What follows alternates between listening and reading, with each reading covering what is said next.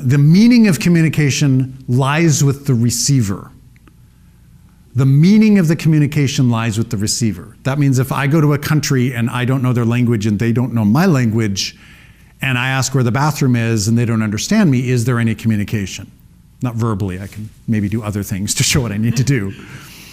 But it's really important then as a communicator to adjust if we need to make sure that our ball of communication and idea gets sent as accurately as possible to the other person's ball of energy.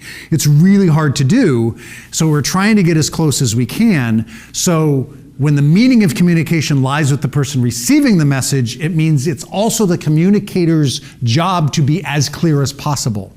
How many of us had said, that's not what I said? I do it. I didn't say that. Well, it's possible that they weren't listening or we weren't listening. It's also possible that they were listening and just misunderstood, because our job is to try and be as communicative and as clear as possible, which means some of the obvious questions that you guys might have already covered is things like, well, this is going to be complicated and it's going to be a deep conversation. Maybe I shouldn't send a text or an email. Right? It's going to be like, oh, we're going to need some immediate feedback on this, so maybe I need to sit one-on-one. Maybe it's not outside on a noisy intersection to have this conversation. Maybe we need to be somewhere a little more private.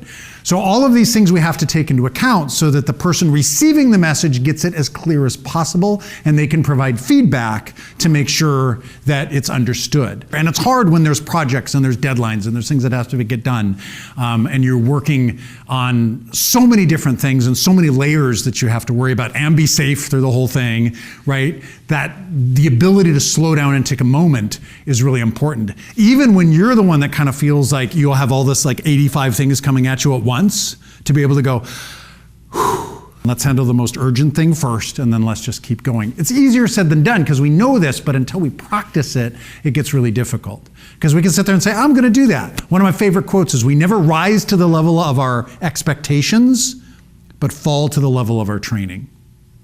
We never rise to the level of our expectations, but fall to the level of our training. So the more we train on this, the better we respond when we're in stressful situations. Because, oh, I expected to do better. Well, did you train that way? If you didn't train that way, then you're going to fall to what you've trained on.